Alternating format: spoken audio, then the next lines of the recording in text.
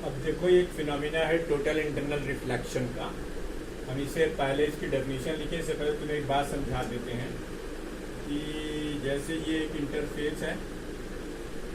Interface आप जानते हैं उस लाइन को कहते हैं जो दो मीडियम को सेपरेट करती है। ये मीडियम हमारा रेयरर है और ये मीडियम हमारा डेंसर है। एक रे अगर क्रिटिकल एंगल से कम पर पड़ेगी तो वो ये रे यहाँ दिखाई देगी। इसे स्नेल्स लॉ कहते हैं। ठीक, ये angle of incidence less than critical angle है। फिर यही इंटरफेस है, सेम रेयरर और डेंसर मीडियम है। रे इंसिडेंस कर रही है डेंसर मीडियम से रेयरर मीडियम की तरफ, लेकिन इस बार एंगल क्रिटिकल एंगल के बराबर है, तो ये ग्रेजिंग इमर्जेंस करेगी, यानी रिफ्रैक्शन का एंगल कितना हो जाएगा 90 डिग्री, π/2। इसे हम क्रिटिकल एंगल फिनोमिना कहते हैं। क्रिटिकल एंगल फिनोमिना, ठीक। The critical angle is the angle for which the angle of refraction is 90 degree.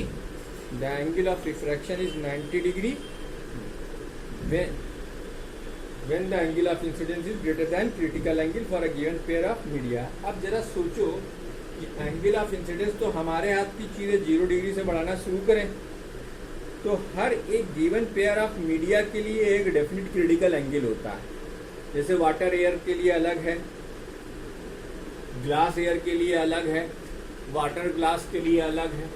अब अगर हमारे पास एक रे है जिसको कि हम डेंसर मीडियम से रेयरर मीडियम में ट्रैवल करा रहे हैं, लेकिन ट्रैवल कराते समय हमने क्या काम करा है वो आप देखिए कि इस बार हमने रे को क्रिटिकल एंगल से बड़े एंगल पर इंसिडेंस करा दिया, यानी angle is greater than critical angle. तो बच्चों जैसे इन दो केसेस के अंदर आपको कम से कम ये इसके इंटरफेस पर तो दिखाई दी और ये बाहर ही दिखाई दे रही, क्वाइट ऑब्वियस है।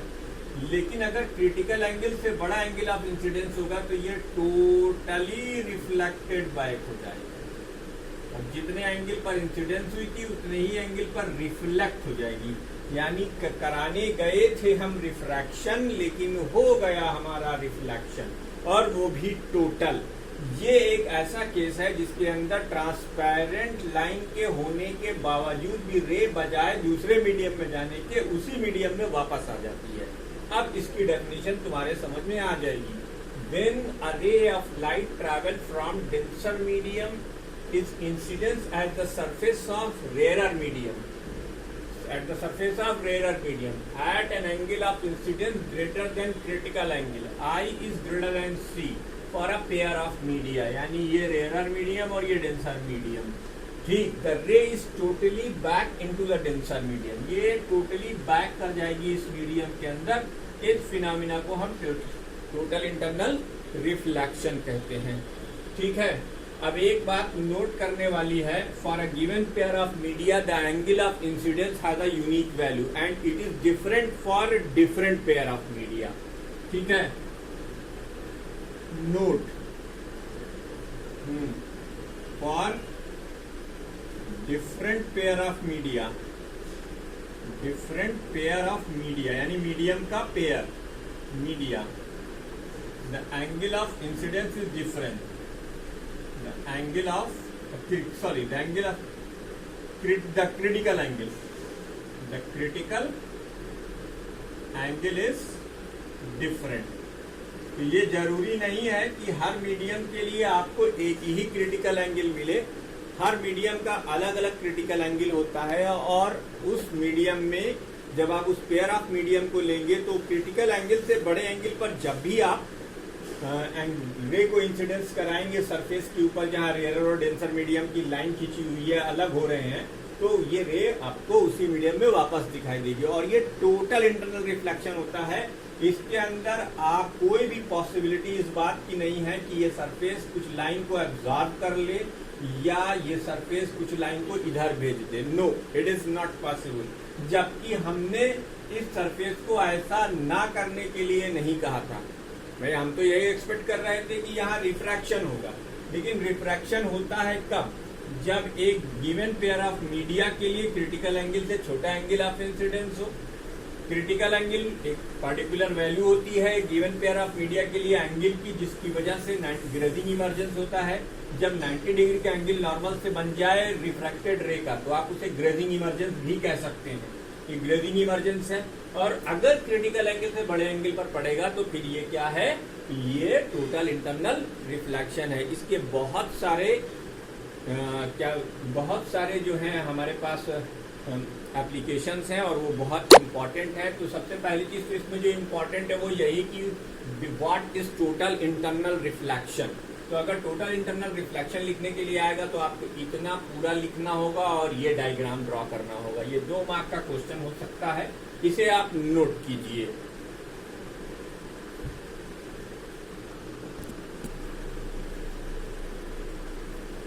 अब TIR हो, इसके लिए 2 कंडीशन जरूरी।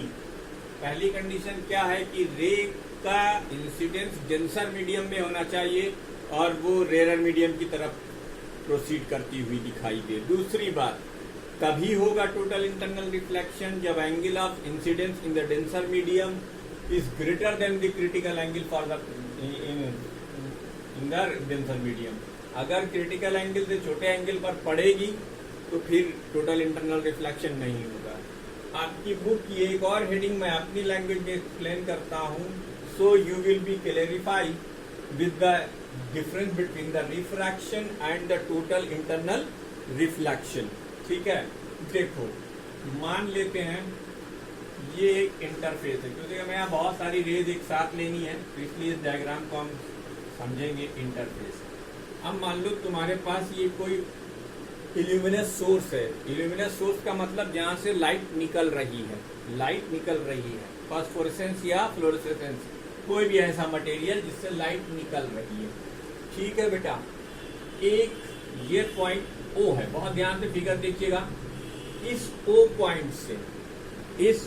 पॉइंट से आपने एक रे जो कि 90 डिग्री के एंगल पर यानी नॉर्मल इंसिडेंस करती है यहाँ पर, ये आपका रेयर मीडियम है और ये आपका डेंसर मीडियम, ये आपका रेयर मीडियम और ये आपका डेंसर मीडियम। ठीक, और ये इंटरफेस की लाइन।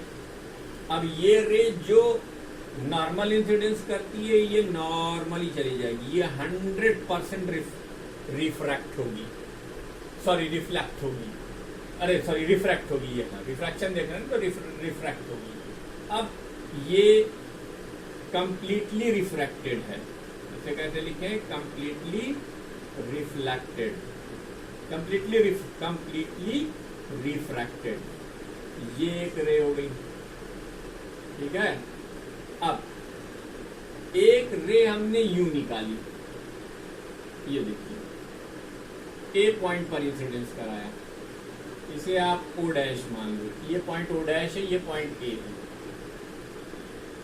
और ये जो आपका एंगल है ये angle is less than critical angle है। तो यहाँ 2 बातें होंगी, एक इसका कुछ हिस्सा रिफ्लेक्ट करेगा और कुछ हिस्सा रिफ्रैक्ट करेगा, यानी कुछ rays partly refracted, partly refracted, और कुछ हिस्सा आपका रिफ्लेक्ट करेगा, पार्टली रिफ्लेक्टेड, पार्टली रिफ्लेक्टेड। ठीक, दोनों फिनोमिना एक साथ हो गए। लेकिन इसी पॉइंट से निकलने वाली एक रे जो कि क्रिटिकल एंगल पर इंसिडेंस करती है इस सरफेस के ऊपर, उसके साथ क्या होगा भाई? उसके साथ क्या होगा? अगर ये angle of incidence critical angle के बराबर हो जाए, यहाँ क्या था? कम था, यहाँ क्या है? बराबर है, तो इसमें एक तो ग्रेजिंग इमर्जेंस होगा, यानी ये एंगल π/2 का हो गया, क्रिटिकल एंगल हो गया। लेकिन कुछ इसका पार्ट ऐसा होगा जो कि रिफ्लेक्ट करेगा, कुछ इसका पार्ट ऐसा होगा रिफ्लेक्ट करेगा। तो ये वाली रे, ये वैसे ही आप ये भी लिख सकते हैं पार्टली रिफ्रैक्टेड, है ना, और पार्ट ये क्या है? ये पार्टली रिफ्लेक्टेड है, ठीक है। तो ये दोनों रेस पार्टली रिफ्लेक्टेड हैं और ये रे पार्टली रिफ्रैक्टेड है, ठीक। लेकिन एक रे जो कि इस एंगल से बड़े एंगल पर इंसिडेंस करती है, यहां से निकालते हैं और यहां ले जाते हैं, ठीक है। इस बार आपका जो एंगल ऑफ इंसिडेंस है आई वो ग्रेटर देन क्रिटिकल एंगल है। तो बच्चों देखो, हमने इन दो फिनोमिनास के अंदर एक रे के दो हिस्से कर दिए, शुद्ध भाषा में समझो तो एक रे के दो हिस्से कर दिए, कुछ रिफ्लेक्ट करा दिया, कुछ रिफ्रैक्ट करा दिया। इसमें भी कुछ रिफ्लेक्ट और कुछ रिफ्लेक्ट और कुछ रिफ्रैक्ट करा दिया। लेकिन जब क्रिटिकल एंगल से बड़े एंगल पर पड़ेगी तो आपको दो रे की उम्मीद नहीं करनी चाहिए। जैसे ये वाला था कंप्लीटली रिफ्रैक्टेड नॉर्मल इंसिडेंस पर, तो क्रिटिकल एंगल से बड़े एंगल पर पड़ने के बाद ये कंप्लीटली रिफ्लेक्टेड हो जाएगी, और यही क्या है, टोटल इंटरनल रिफ्लेक्शन। तो एक गिवन पेयर ऑफ मीडिया के लिए तीन पॉसिबिलिटीज। पहले कि अगर क्रिटिकल एंगल से छोटा एंगल ऑफ इंसिडेंस है तो इसमें लॉ ऑबे करेगा, पार्टली रिफ्लेक्टेड और पार्टली रिफ्रैक्टेड राइट आपको मिलेगी। अगर क्रिटिकल एंगल पर पड़ी तब भी आपको दो रेस दिखाई, कुछ परसेंट उसका जो है रिफ्रैक्ट होगा और कुछ परसेंट उसका रिफ्लेक्ट होगा। लेकिन अगर क्रिटिकल एंगल से बड़े पर पड़ेगी तो आप इस क्षेत्र में आप कोई भी रेज नहीं पाएंगे, यानी कोई भी रिफ्रैक्शन नहीं होगा, जो होगा रिफ्लेक्शन होगा। इसीलिए इसे क्या कहते हैं, टोटल इंटरनल रिफ्लेक्शन। जबकि हमारी उम्मीद ये थी कि जैसे इसमें कुछ हिस्सा रिफ्रैक्ट और रिफ्लेक्ट हुआ है और इसमें कुछ हिस्सा रिफ्लेक्ट और रिफ्रैक्ट हुआ है, वैसे ही इसमें भी कुछ हिस्सा रिफ्लेक्ट और रिफ्रैक्ट हो। तो ये क्या है, completely reflected light, completely reflected light, completely reflected. तो ये अकेली इकलौती रे है, लेकिन इसके लिए शर्त क्या होनी चाहिए, what is the condition for this to be happen, let to be happen, I must be greater than critical angle, ठीक है। Now you must remember these two essential condition to obtain the internal reflection. It is also important for 2 mark question, okay। ये 2 mark के लिए important है, इसे भी note कर लीजिए। इसके बाद हम टोटल इंटरनल रिफ्लेक्शन की वो देखेंगे, प्रूविंग देखेंगे, कुछ एप्लीकेशंस देखेंगे कि what is the applications of total internal reflection. अगला टॉपिक, अब हम इसके कुछ एप्लीकेशन सीखेंगे TIR के। तो मैं तुम्हें बताऊं, टू डिविएट अ रे through 90 degree from A total internal reflection through isosceles triangle prism, ठीक। एक ऐसा प्रिज्म जिसमें दो एंगल 45 डिग्री हैं और एक एंगल 90 डिग्री है, ऐसे प्रिज्म को हम आइसोसेलेस प्रिज्म कहते हैं, आइसोसेलेस ट्रायंगल कहते हैं, और इस शेप के प्रिज्म को हम आइसोसेलेस प्रिज्म कहेंगे। अब हम एक रे को 90 डिग्री के एंगल से कैसे घुमाएंगे, TIR की सहायता से। तो पहली चीज तो ये जान लो, क्रिटिकल एंगल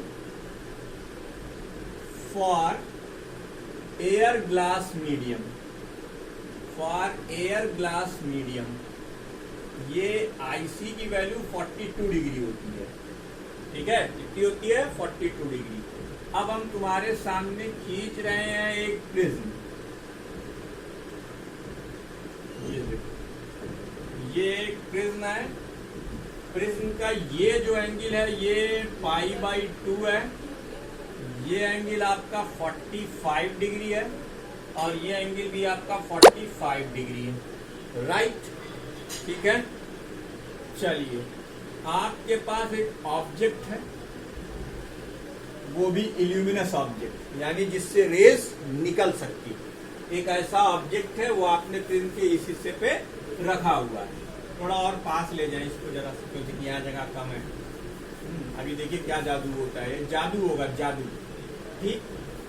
अब हम, क्योंकि एक जो सोर्स होता है बच्चों, वो इनफाइनाइट रेस का सोर्स होता है, लेकिन हम जब 9th, 10th, 11th, 12th में ऑप्टिक्स से डील कर रहे होते हैं, यानी लेंस, प्रिज्म, मिरर या रिफ्रैक्टिंग रिफ्लेक्टिंग सरफेसेस से, तो फिर हम अपनी कन्वीनियंट के लिए मिनिमम 1 रे, 2 रे, 3 रे से ही काम चलाते हैं। तो उसी तरीके से मान लो तुम्हारे पास एक ऑब्जेक्ट है जो P और Q के फॉर्म में है, तुम्हारी बुक में भी ऐसे दिया नहीं हुआ है, लेकिन हम इसे बता दे रहे हैं, ठीक है। अब यहाँ से आपने एक रे चलाई या चलेगी, आप चलाएंगी क्या, वो चलेगी अपने आप से। तो बेटा नॉर्मल इंसिडेंस है इस सरफेस पर और ये ग्लास का मीडियम है, ध्यान रहे ये क्या है आपका ग्लास का मीडियम है। तो पहला एंगल ऑफ इंसिडेंस और ये एयर मीडियम है, ये पूरा एयर मीडियम। घबराइए नहीं, इस पर कोई दूसरा डायग्राम नहीं बनाऊंगा, सिर्फ यही एक्सप्लेन करूंगा। अगर एक आपके समझ में आ गया तो बाकी आगे सब कुछ समझ में आ जाएगा। अब ये रे चूंकि नॉर्मली इंसिडेंस कर रही है, तो जब नॉर्मल इंसिडेंस कर रही है तो फिर ये नॉर्मल इमर्जेंस भी करेगी और ये यहाँ पहुंच जाएगी। ठीक, मैंने आपको पिछले लेक्चर्स में बताया है कि जब रे इंसिडेंस करे तो सरफेस की एक लाइन खींचो जो कि परपेंडिकुलर टू सरफेस हो और वो ये होगी। ठीक, अब देखो ध्यान से, how will you find angle of incidence. बेटा ये 45 है, ये 9π/2 का एंगल है और ये भी क्या है 45 डिग्री का एंगल होगा। ऑब्वियस सी बात है, दो पैरेलल रेज है तो ये एंगल बराबर होंगे। अब जब ये 45 है और ये पूरा 90 है तो फिर ये कितना हो जाएगा 45 हो जाएगा। एक बात बताओ, ये जो 45 डिग्री का एंगल है क्या ये क्रिटिकल एंगल से बड़ा है? तो हाँ बड़ा है। तो जब ये क्रिटिकल एंगल से बड़ा है तो इसका मतलब ये टोटली इंटरनली रिफ्लेक्ट होगी। ठीक, और कितने एंगल पर होगी 45 डिग्री पर होगी। तो देखिए आप जानते हैं लॉ ऑफ रिफ्लेक्शन कहता है जितना एंगल ऑफ इंसिडेंस उतना ही एंगल ऑफ रिफ्लेक्शन। तो ये 45 डिग्री के एंगल पर रिफ्लेक्ट हो गई, ये यूं आ गई रे। ये कौन सी रे आपने चलाई है क्यू, ये कौन सी रे हो गई क्यू डैश मान लो इसको। अब देखो इसी तरीके से आपने ये रे ली, यहां से एक और रे आपने ट्रैवल कराई, अब ये रे यहाँ पहुंची।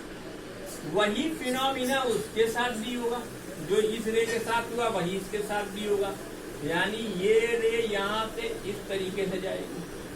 ठीक, तो अब देखो ये इस पोर्शन में ऐसे थी और इस पोर्शन में ऐसे हो गई, इसका क्या मतलब 90 डिग्री से डेविएट कर गई।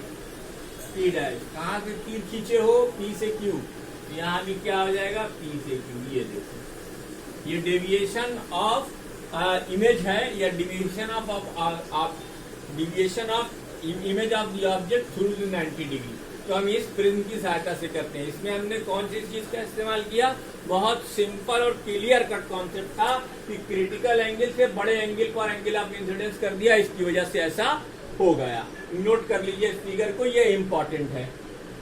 ये डेविएशन थ्रू 90 डिग्री है, ये क्या है डेविएशन थ्रू 90 डिग्री। ऑब्वियस सी बात है, ये ऐसे था अब ये ऐसे हो गया, सॉरी ये ऐसे था अब ये ऐसे हो गया, ऐसे था ऐसे हो गया। तो ये 90 डिग्री का डेविएशन है। आप देख सकते हैं ये एंगल कितना होगा 90 डिग्री, इसे नोट कर लीजिए।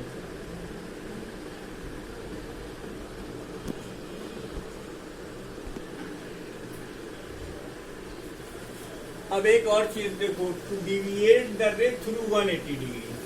हमने फिर से आइसोसेलेस ट्रायंगल लिया है, लेकिन इसके अंदर इस बार ये वाला एंगल 45, ये वाला एंगल 45 और सामने वाला एंगल 90 डिग्री। फिगर में एक फर्क है, उसमें ये ट्रायंगल था, इसमें यही ट्रायंगल हमने इसको टर्न कर दिया है। ठीक, अब हम यहाँ पर फिर एक ऑब्जेक्ट लेंगे, क्या लेंगे एक ऑब्जेक्ट लेंगे। ठीक, देखो ये ऑब्जेक्ट ध्यान से देखना, ये हमने इसको P पॉइंट माना, इसको Q पॉइंट माना। अच्छा भाई ये मेंशन है critical angle for air glass medium is 42 degree. आपको मालूम है दो रे यहां से चलेगी, एक रे ये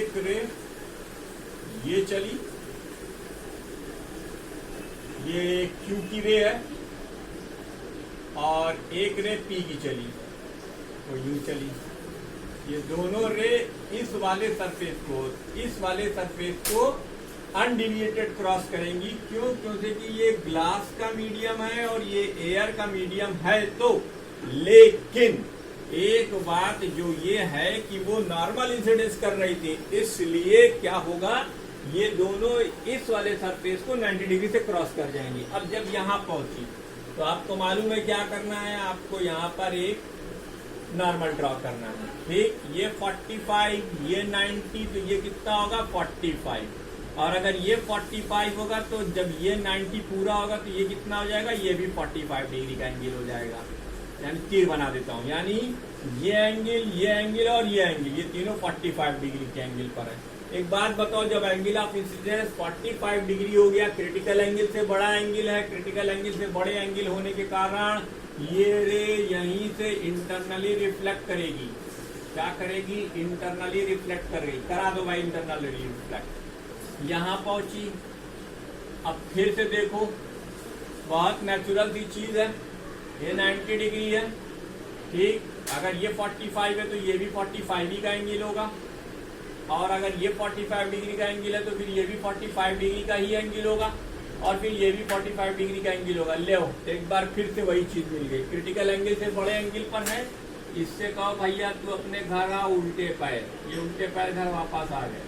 कौन सी रे है तुम्हारी? ये क्यू। इसे क्या बनाओगे? Q dash. अब इसी तरीके से पी पर आ जाओ। अब पी वाली रे भी यहाँ पड़ी, सेम कहानी हमको है दोहरानी। 45 डिग्री का एंगल इसके लिए भी होगा एंगल ऑफ इंसिडेंस, तो क्रिटिकल एंगल से बड़ा एंगल है, इसलिए ये भी रे क्या करेगी? इंटरनली रिफ्लेक्ट करेगी। अब यहाँ पहुंची, यहाँ भी आपको वही सेम कहानी दिखाई देगी, यानी 45 डिग्री ये तो 45 डिग्री ये, 45 डिग्री ये तो फिर 45 डिग्री ये। अब अगर 45 डिग्री ये तो ये भी रे क्या करेगी? इंटरनली रिफ्लेक्ट करेगी। क्या करेगी? इंटरनली रिफ्लेक्ट करेगी। यानी अब देखो, ये क्या है तुम्हारा? पी डैश, तो यहाँ पी से क्यू हो गया। ले भैया, तुम जाते रहे ईर घाट, हम जाता है मीर घाट, यानी ठीक उल्टा हो गया भाई। पहले ऐसे थे, अब ऐसे हो गए। बात क्लियर है? टोटल इंटरनल रिफ्लेक्शन का ये दूसरा। तो ये दो डायग्राम भी इंपॉर्टेंट है, इसे भी नोट कीजिए।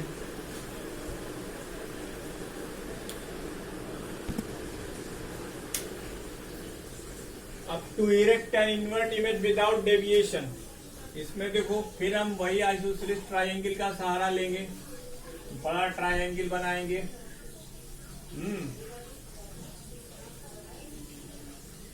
ठीक, एक फिगर मैं आपके लिए ड्रा कर रहा हूं अलग से, एक बोर्ड पे केवल एक फिगर। अब मान लो तुम्हारे पास ये एक ऑब्जेक्ट है जिसकी दो रेज हैं, ठीक। कौन कौन सा? इसको आपने P माना, इसको Q माना। देखो ये हमें इरेक्ट इमेज को to erect an inverted image without deviation, हम डेविएशन भी नहीं चाहते, यानी अपने रास्ते से इसकी इमेज भटके भी ना और वो सीधी भी हो जाए। बेटा एक बात बताओ, अगर ये 45 डिग्री का एंगल है और तुमने यहाँ पर एक नॉर्मल ड्रॉ किया हुआ है, तो ये बताओ ये एंगल ऑफ इंसिडेंस कितना होगा? ये 45 डिग्री का होगा कि नहीं?